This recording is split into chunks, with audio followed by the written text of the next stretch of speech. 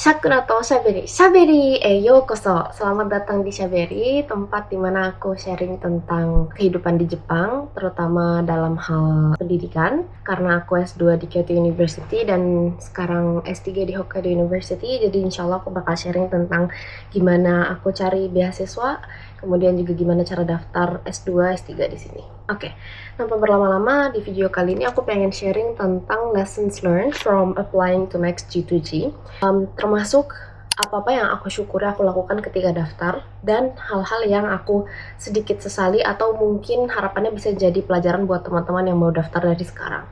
Pertama, being extra careful on preparing the documents. Ini penting banget karena tentu hal pertama yang juri akan lakukan adalah first screening dari dokumen gitu ya, karena kan bayangkan aja misalnya yang daftar itu dari seluruh Indonesia, aku nggak punya angkanya tapi bisa jadi ribuan gitu ya.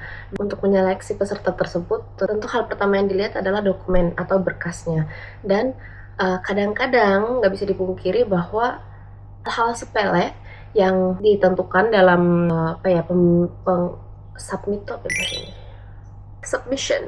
submission of the documents itu diperhatikan, dalam artian ya mungkin juri juga nggak mau ribet di awal gitu, jadi ya yang tidak sesuai format, tidak sesuai jumlah dokumen yang harusnya ada di dalam satu amplop mungkin dikeluarkan gitu dari proses seleksi. Jadi memang penting banget. Dan what I mean by being extra careful is that first pay attention to the instructions because it's not simple. They have like specific instructions and a bit complex criteria.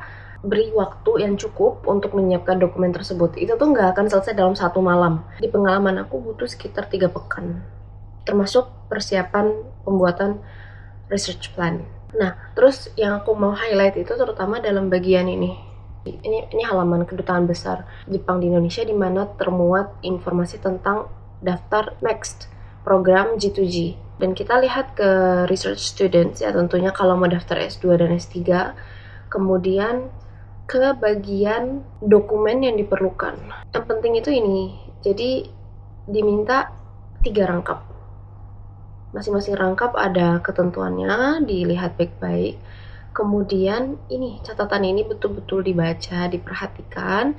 Hal sesimpel seperti ini.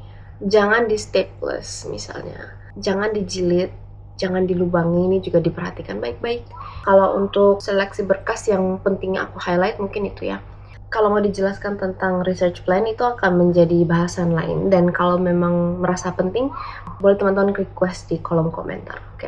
Yang kedua, punya mentor yang bisa membantu membuat research plan. Aku sendiri memiliki mentor sebenarnya native orang Jepang yang bantu memperbaiki bahasa Jepang yang aku pakai dalam research plan. Now, research plan doesn't have to be in Japanese, it can be in English. Tapi waktu itu aku memilih untuk tulis dalam bahasa Jepang karena aku memang sudah lumayan mempelajari bahasa Jepang dan aku pengen sekalian mempersiapkan bahasa Jepang aku untuk konteks akademik. Pun itu karena aku waktu itu gap year ya, jadi lumayan punya kelowongan untuk mensisihkan waktu yang banyak untuk proses aplikasi ini. Nah, untuk teman-teman yang mencoba apply sambil kerja atau masih S1 mungkin tidak selowong itu, jadi jangan merasa harus sama persis, harus bahasa Jepang gitu ya. Tapi tetap penting banget punya mentor yang bantu bikin research plan, minimal banget untuk bantu proofreading research plan. Aku sendiri waktu itu minta 2 orang native Jepang untuk pastikan isi dari research plan aku. Yang ketiga adalah I made contact in advance with the prospective supervisor. Ini nggak wajib untuk menghubungi profesor sebelum mendaftar Max, itu nggak wajib. Tapi ini bisa jadi poin plus karena ketika wawancara terutama kita bisa menjelaskan bahwa kita sudah ada kontak, kita sudah ada, kenapa ngantuk banget ya, sebentar minum kopi dulu. Sudah ada kontak dengan profesor, sehingga mungkin pihak yang menyeleksi pun merasa lebih aman karena cenderung lebih terjamin dalam mencari kampus. Sementara proses pencarian kampus itu another step that we have to go through during this long G2G selection process. But just to know that some of my friends that got accepted to this scholarship, they didn't contact supervisors at first, so ini nggak mutlak harus seperti ini ya. Cuman aku sendiri sangat bersyukur karena aku sudah menghubungi profesor sebelumnya gitu. Selain masalah tadi yang diwawancara, sebenarnya itu juga lumayan membantu dalam mengisi formulir aplikasi karena kita bisa memberikan jawaban yang sangat konkret, plan kita di research laboratorium tersebut dan sebagainya. Aku pribadi sih merasa kalau kita bisa naruh alasan kenapa milih lab itu atau kayak menjelaskan why do we choose that supervisor, itu kayak nambah lumayan meyakinkan isi formulir aplikasi kita gitu. Nomor 4 tentang ujian tulis. Jadi untuk S2, alhamdulillah ya, ujian tulis itu nggak terlalu susah gitu. Lebih susah S1, jauh lebih susah S1. Nah, kalau untuk S2, ujian tulisnya itu cuma bahasa Inggris sama bahasa Jepang. Dan aku rasa sih ini tuh nggak ditulis secara jelas ya. Tapi ketika aku ambil ujian tulis, saya dikasih tahu bahwa diberitahu bahwa nilai yang paling tinggi dari ujian bahasa Inggris atau bahasa Jepang yang akan dipilih dalam penilaian di bagian ujian tulis ini gitu. Kalau aku nggak salah ingat, bahasa Inggris duluan, kemudian bahasa Jepang.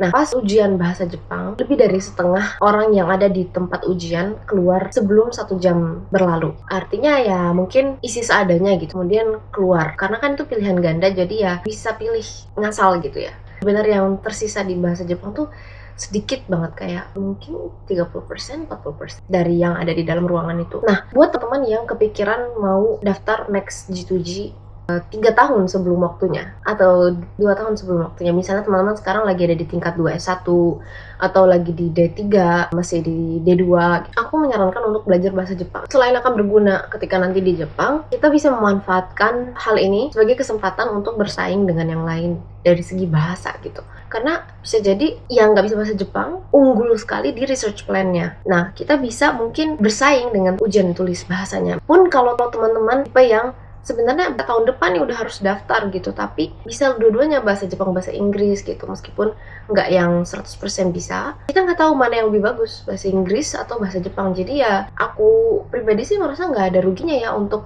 being all out in both of them, bahasa Jepang dan bahasa Inggris gitu. Mungkin ruginya adalah lebih capek, lebih lelah karena harus memberikan energi yang full di kedua ujian, tapi ya I think it's worth diperjuangkan. Sebenarnya ada pelajaran yang pengen aku sharing, yaitu ini adalah sesuatu yang aku sesali, dan lebih tepatnya ini adalah kesalahan yang aku lakukan ketika ujian tulis dan aku harap tidak terulang di teman-teman. Jadi ketika ujian tulis bahasa Inggris, aku terlalu fokus sama soalnya, jadi langsung kayak mulai langsung buka soal gitu kan.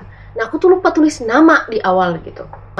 Ketika waktunya habis, itu aku baru panik karena belum nulis nama. Nah, padahal nulis nama juga itu tuh ada instruksinya gitu, kayak nulis di bagian mana, terus formatnya seperti apa tuh sebetulnya ada instruksinya seingat aku. Tapi karena aku nggak tulis di awal dan aku lupa instruksinya apa, jadi udah nggak ada waktu untuk ingat-ingat lagi. Dan itu tuh benar-benar kayak pensil tuh harus udah gitu.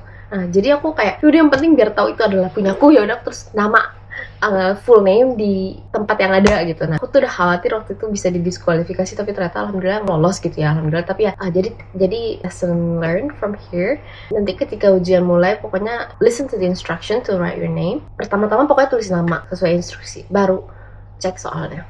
Yang terakhir, last one, bring some handouts during the interview. Nah, sebenarnya ini tuh juga nggak diwajibkan gitu, bahkan kayaknya sedikit yang lakukan, tapi waktu itu aku mempersiapkan print out dari slides yang aku buat. Jadi sebenarnya kita tuh nggak perlu slide sama sekali, jadi karena wawancara ya 15 menit doang gitu. Memang di mana-mana juga nggak pakai handouts kan, tapi what I did was I brought 3 copies of some handouts which are slides. Jadi aku tuh bikin slides PPT untuk wawancara, dalam artian apa yang dibuat gitu ya, yang dibuat adalah research plan kita gitu. Jadi ketika ditanya research plan-nya apa, itu tuh pada umumnya ya ngomong secara verbal aja, tapi karena tahu nanti akan ditanya research plan-nya, jadi ya kita udah siapkan handout, ini research plan saya seperti ini gitu, diberikan ke para juri wawancara ya. Oke, basically that's it. Sekian, terima kasih sudah dengar sampai akhir.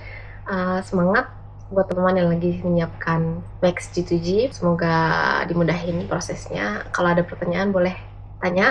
See you. Hai, oke, hopefully tadi videonya berguna. Sekarang aku pengen jelasin tentang Shaberi dalam 20 detik. Intinya di dalam Shaberi ini aku pengen sharing tentang proses aku daftar ke Jepang, tapi bukan cuma itu. Aku juga akan sharing tentang kehidupan di Jepang, misalnya vlog pas aku ski, kemudian cara belajar bahasa Jepang, cara ambil JLPT N2 N1, juga Keigo business Japanese, insya Allah aku akan sharing karena aku udah pernah berpengalaman kerja sebagai intern di Jepang. Sama aku tuh suka banget sebenarnya diskusi soal agama, soal Islam. It's just, for me it's very interesting. Hidup di Jepang bikin aku lebih melek soal Islam. Bakal berbanyak video-video dalam bahasa Jepang juga. Harapannya semoga bisa membantu teman-teman belajar bahasa Jepang dan juga bisa menyampaikan beberapa topik dalam bahasa Jepang yang mungkin menarik juga bagi audiens orang Jepang.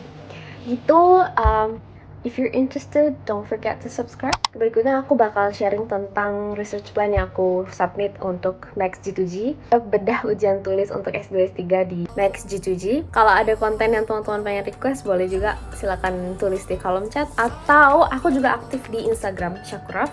So if you're interested to see my daily updates, check Shakuraf di Instagram. それではまた次回。さよなら。